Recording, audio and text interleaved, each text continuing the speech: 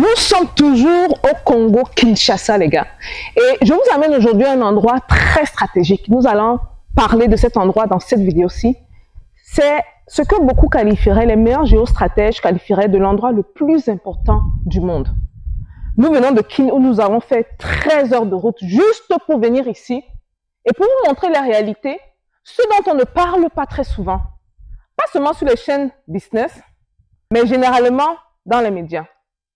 On en parle dans cette vidéo. Stay tuned. Bienvenue dans Parlons de business. Alors ici, on parle de quoi? On parle de business, on parle d'opportunités d'affaires, on parle d'argent, hein? Et on parle de tout ce qui peut faire grossir ton compte bancaire, même de mindset. Si vous me découvrez dans cette vidéo, mon nom c'est Stéphanie Mbida, je suis entrepreneur depuis l'âge de 9 ans, passionnée par le business et experte dans la multiplication de l'argent. Les gars, aujourd'hui, les gars et les go, bien sûr, je vous amène au cœur. Je ne dirais pas au cœur du Congo, c'est au cœur de l'Afrique. Comme vous voyez derrière moi, vous voyez de l'eau, vous vous demandez qu'est-ce qui se passe ici. Nous sommes présentement au barrage d'Inga. Les barrages d'Inga, maintenant il y en a 3, mais les barrages d'Inga sont des barrages extrêmement importants du point de vue stratégique par rapport au développement de l'Afrique.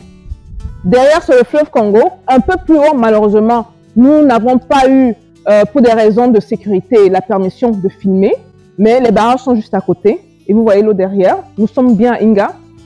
Nous allons parler ici de l'importance de cet endroit-ci. De pourquoi ces barrages sont importants. Et de comment est-ce que ça peut développer l'Afrique. Ça peut faire que l'Afrique avance à la vitesse de la lumière. Si on était en Europe, ces barrages-ci qui ont été justement construits sous Mobutu auraient atteint leur capacité maximum. Pour vous expliquer mes propos, je vais vous prendre un exemple très simple. L'exemple d'un entrepreneur qui est paru sur la chaîne récemment. Elle est dans la transformation du piment. Donc, elle s'approvisionne, elle prend du piment, elle transforme, donc elle fait des mélanges du piment écrasé avec par exemple de l'oignon, de l'ail, certaines épices. Elle emboîte et elle vend. Elle ne s'arrête pas au secteur primaire qui est justement l'agriculture. Elle passe à la transformation. Nous sommes allés à son bureau et elle me dit, Stéphanie, ça fait 3 jours on a coupé le courant. Je viens de perdre 60% de mon inventaire. En d'autres termes, je viens de perdre 60% de mon revenu. Ça, c'est un exemple typique ici au Congo. Si nous voulons faire de grandes choses, si nous voulons transformer notre continent, nous devons mettre l'emphase sur l'électrification de l'Afrique. Je n'aime pas souvent beaucoup prendre l'exemple de l'Occident, mais regardez ce qui s'est passé après les 2 guerres mondiales en Europe et même aux États-Unis. L'électrification est la clé de l'industrialisation. L'électrification est la clé de la transformation de nos matières premières. Beaucoup s'arrêtent au niveau primaire, qui est justement l'agriculture, mais beaucoup ne se rendent pas compte de l'importance du niveau secondaire, qui est la transformation. Et malheureusement, c'est un discours que parfois on a, mais que beaucoup ne comprennent pas. Si on part du côté du Nigeria, Herman est dans la transformation de la tomate. Beaucoup de gens savent que malheureusement en Afrique, nous importons de la tomate transformée, alors qu'on a tout. Herman aujourd'hui a fermé les portes. Il a pris la clé, il l'a mis sous le paillasson, parce que chaque semaine, les machines qu'il avait acquises en Chine n'avaient pas la possibilité de transformer les tomates à cause des coupures de courant. Ne pas avoir de courant veut également dire ne pas avoir de business, veut également dire ne pas être impliqué dans la transformation. Et quand je parle d'implication dans la transformation, ce n'est pas juste limité à servir les besoins locaux, ça veut également dire nourrir le monde, faire sortir nos produits. Aujourd'hui, non seulement l'Afrique a 60% de terres arables, mais l'Afrique encore croit au bio. Nous sommes un des rares au monde qui cultivons dans le bio. Et ce, malgré nous, parce que pour la plupart des gens, ils n'ont pas les moyens d'acheter des pesticides et tout, mais il y a l'agriculture bio.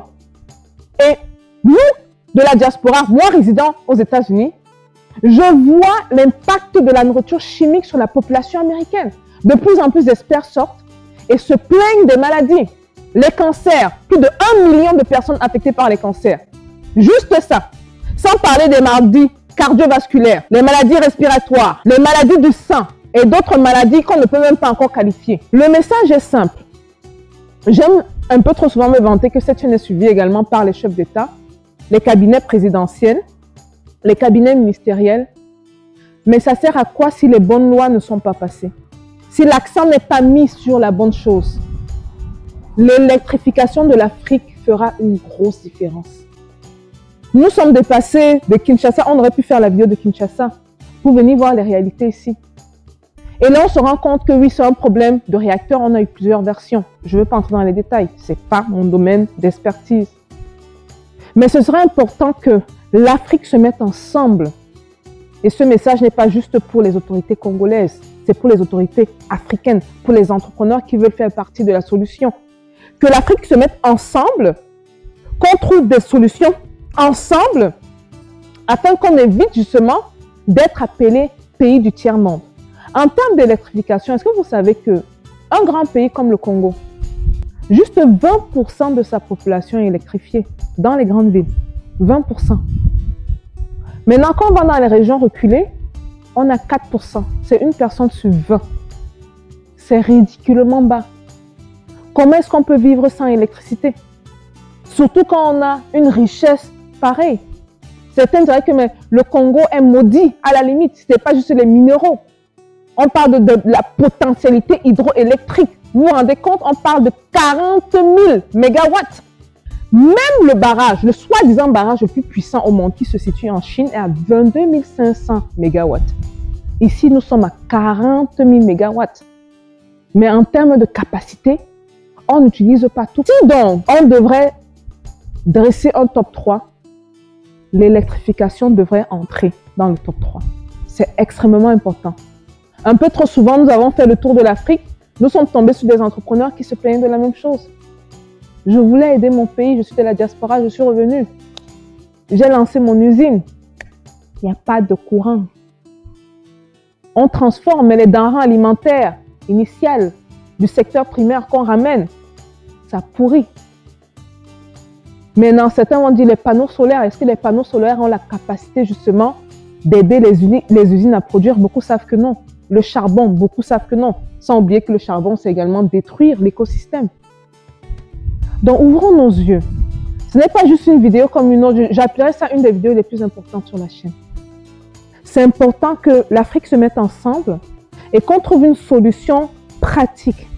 Que nos ingénieurs, que ce soit ceux qui sont formés en Afrique, ceux qui sont formés à l'étranger, puissent travailler justement main à main avec le gouvernement congolais ou d'autres gouvernements autour afin qu'on réalise non seulement l'importance de ça, mais qu'on mette justement l'électrification de l'Afrique sur la carte. Je vous ai amené à la Banque mondiale. Vous avez rencontré le CEO d'une compagnie qui m'échappe, qui est malgache. Et dans son discours, il disait, nous faisons du mieux que nous pouvons pour électrifier l'Afrique. Nous avons les solutions solaires. Nous voulons amener la lumière dans chaque foyer. Mais la vraie puissance peut venir d'ailleurs. L'hydroélectricité.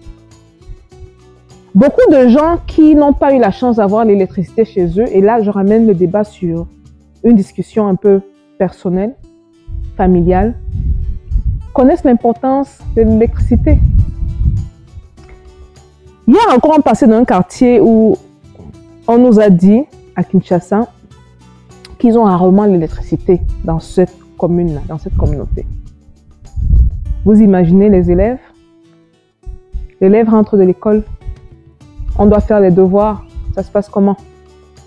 Vous imaginez les parents? Les mamans par exemple, il faut préparer la journée du lendemain, ça se passe comment? Vous imaginez l'importance d'avoir la lumière qu'on a naturellement, mais dans la nuit, dans notre maison, la plupart d'entre nous, ceux qui suivent en tout cas cette chaîne-ci, nous avons ça naturellement. Donc on ne se pose même pas la question de savoir, bon écoute, le voisin qui est dans le quartier, là, il n'a pas de lumière. Bon, c'est sa vie. On n'entre pas dans trop de détails. Mais ça impacte les futurs leaders de demain. Parce que dans cette petite maison sans électricité, vous ne savez pas qui peut sortir de là.